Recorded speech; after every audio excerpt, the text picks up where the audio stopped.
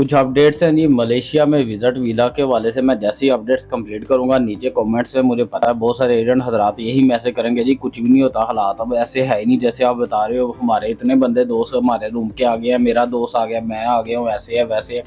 तो भाई हालात वाकई ठीक नहीं है। इन लोगों की जो होती हैं शोबदाबाजियाँ वो अलहदा चीज़ है। मैं जो हकीकत बात है वो बताता हूँ, इसमें डराने वाली बात नहीं है। जो चल रहा है वो मैं बता रहा हूँ। आज भी 45 के करीब लोग रिपोर्ट हुए हैं, उसमें पाकिस्तान के लोग, इंडिया के लोग, नेपाल और बांग्लादेश के लोग भी ऑलरेडी शामिल थे। अब मैं बताता हूँ, हमारा दोस्त जो कि आज गया था, ये वीडियो चल रही है, तो मेरा एक दोस्त गया था आज पाकिस्तान, तो उसके जहाज़ में भी ऐसे ही था, जो कि 6 लोग वो थे जो कि 7 दिन से डिपोर्ट के प्रोसेस से गुजर के गए हैं। 7 दिन से वो वहीं पे थे, रिपोर्ट के लिए उन्होंने रखा हुआ था एयरपोर्ट के ऊपर। और खाने की सिचुएशन है और कुछ ना पूछो, इसके ऊपर मैं बात ही नहीं करूँगा। तो मैं एक और बात बताऊँ, एक और बंदा था जो 19 दिन से वो डिपोर्ट के प्रोसेस में था, उसके पैसे-पूसे सब ख़त्म हो चुके हुए थे। पहले दिनों में, पहले 1-2 दिन में ही उसके पैसे ख़त्म हो चुके हुए थे। इसकी डिटेल में भी मैं नहीं जाऊँगा। तो ये है कि ऐसा है कि हम लोगों को भी मलेशिया में रहना है, और ये है कि इस तरह की बातें ज़्यादा डिटेल में जाने के लिए दूसरों के लिए भी प्रॉब्लम बन सकता है जो कि मलेशिया में रह रहे हैं। तो ये चीज़ क्लियर हो गई। अब मैं बता रहा हूँ कि जो लोग यार एजेंट के ज़रिए चाहे आपने आना है चाहे वैसे आना है, मैंने पहले भी एक बात कही थी, 2-3 चीज़ें मैं आज क्लियर कर दूँ। यार एक भाई ने मुझसे कॉन्टैक्ट किया जी, मेरी उम्र 43 ईयर है, यानी कि 43 साल है, और मैं मलेशिया आ रहा हूँ। मैं कॉलिंग वीज़ा पे आ रहा हूँ। मैंने कहा जी आप ना आइएगा। क्यों ना आइएगा? मैंने कहा जी 43 आपकी उम्र है, तो आप जो मलेशिया की जो गवर्नमेंट इशू करती है वो 45 ईयर यानी कि 45 साल तक वीज़ा देती है, उसके बाद क्या करोगे? फिर थोड़ी देर बाद उन्होंने मुझे मैसेज कर दिया उसी एजेंट का जिससे वो वीज़ा ले रहे थे।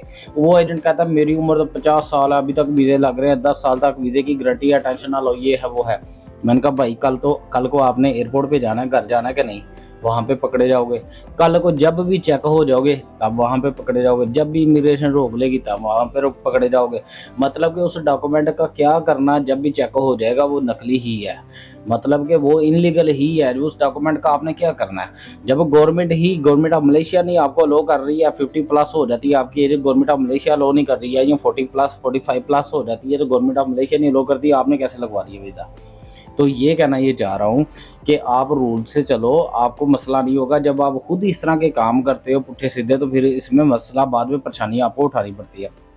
एक और मैं आपको बात क्लियर कर दूँ, मलेशिया में नॉर्मल बंदे की जो हाई पेइंग जॉब है उसके अंदर हुनर है जी। दर्जी का आप काम जानते हो, हाई पेइंग है, आपको ज़्यादा पैसे मिलेंगे। कारों का कोई दूसरे तीसरे जो आपके पास हुनर है उससे रिलेटेड, अगर आपके पास कोई हुनर लेके आ रहे हो जो ऑथेंटिक हुनर है जो चलता है, उसमें हाई पेइंग। अगर कोई ड्राइविंग श्राइविंग इसका बेनिफिट को नहीं है। तो ये है कि अगर आपके पास अच्छा हुनर है, मिसाल के तौर पे आप दर्जी का काम का जानते हो, डिज़ाइनिंग का काम जानते हो, टेलर मास्टर हो, आप गाड़ी शाड़ी का काम जानते हो, या इस तरह फील्ड के अंदर आप कोई ये ई कॉमर्स से रिलेटेड काम जानते हो, इस तरह के जो बंदा, उसमें फिर भी हाई पेइंग जॉब लग जाती है। तो यहाँ पे ऑफिस जॉब के ज़्यादा पैसे नहीं मिलते, नॉर्मल थोड़ी पैसे होते हैं, तकरीबन 2000-1800 रिंगट से स्टार्ट होती है इनकी जॉब। अच्छा मैं बता रहा हूँ, अब किसी जगह पे आप काम करते हो, नॉर्मल जो हाई पेइंग की मैं बात नहीं कर रहा, नॉर्मल हमारे यहाँ पे ज़्यादातर नॉर्मल ही बंदा आता है।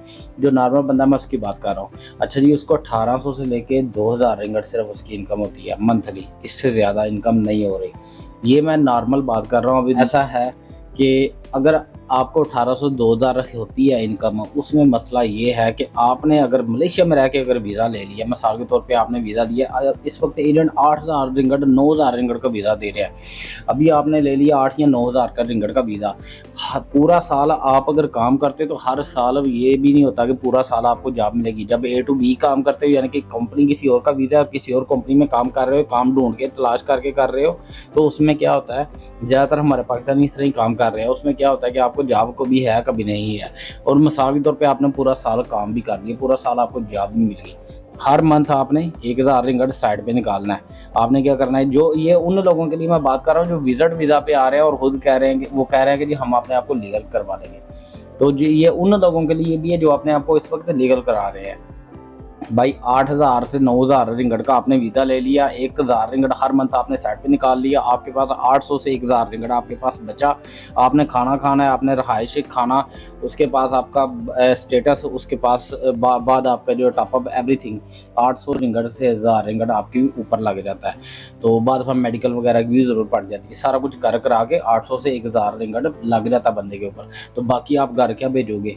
और साल बाद आपने वीज़ा भी रिन्यू करवाना है। ये साल में तो आपने पुराने वीज़े के पैसे पूरे किए थे, आपने यहाँ पे लाइफ भी अपनी ज़िंदगी का 1 साल भी ज़ाया कर दिया, तो क्या आपको बचत हुई? तो कहना ये चाह रहा हूँ कि सोच समझ के देखो। मैं ये नहीं कह रहा मलेशिया में काम ना करो, मैं ये नहीं कह रहा कि मलेशिया ना आओ, मैं आपको डरा नहीं रहा, मैं सिर्फ कह रहा हूँ कि सोच समझ के अपने पैसे ज़ाया ना करो। पैसा कमाना बड़ा मुश्किल है, पैसा लगाना बड़ा आसान होता है। अब यहाँ पे अगर शादीशुदा बंदा है तो उसने साल बाद घर भी जाना है। अब वो बंदे जो पाकिस्तान से वीज़ा लेके आ रहे हैं, अब इंडिया का प्राइस डिफरेंट है, मल्टीप्लाई कर लीजिएगा इंडिया वाले भी, उनको जब पता ही है इंडिया से कितना का वर्क वीज़ा मिल रहा है।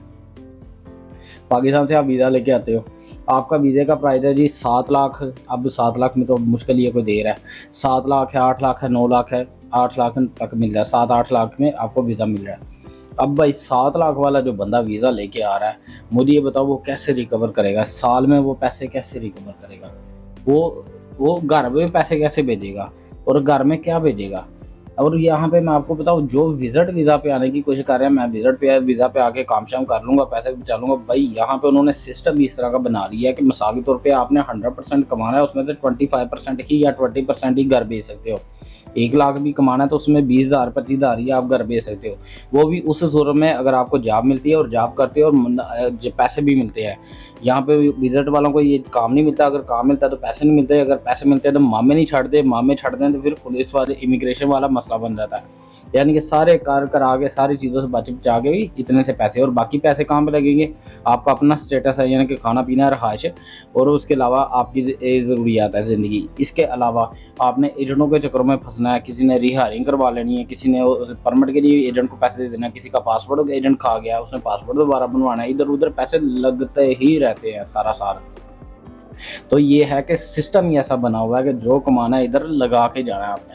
तो लिहाजा ये है कि आप अगर मलेशिया आ रहे हो ना, तो खैर सोच समझ के आओ। मैं ये नहीं कह रहा कि ना आओ, आओ ज़रूर मलेशिया आओ, सोच समझ के आओ। इसके अलावा और भी कंट्रीज़ हैं जो आपको हाई पेइंग जॉब दे सकते हैं। ज़रूरी नहीं कि मलेशिया ही हाई पेइंग जॉब दे रहा है, मलेशिया से बेहतर भी कंट्रीज़ हैं। तो देखो, अगर मलेशिया आ रहे हो तो अपना कोई प्लान बना के आना कि मैं ये जॉब के लिए जा रहा हूँ, मेरे पास ये हुनर है, मुझे ये इतना मिल जाएगा, तो फिर आइएगा। तो बस ये आपको डिसाइड नहीं करना चाह रहा, बस आपको रियलिटी बता रहा हूँ कि ऐसा होना है। जब आप वापस यहाँ पे आ रहे हो तो फिर आप कहोगे कि हाँ ऐसा है था, हमें बताया नहीं किसी ने। तो मैं आपको पहले कंफर्म कर रहा हूँ। तो ये है, अपना ख्याल रखिएगा बहुत सारा। मेरी वीडियोस अच्छी लगी, मेरी बातें अच्छी लगी, पता नहीं लगी ये कि नहीं, मेरे चैनल को सब्सक्राइब कीजिएगा। अपना बहुत सारा ख्याल रखिएगा। अस्सलाम वालेकुम।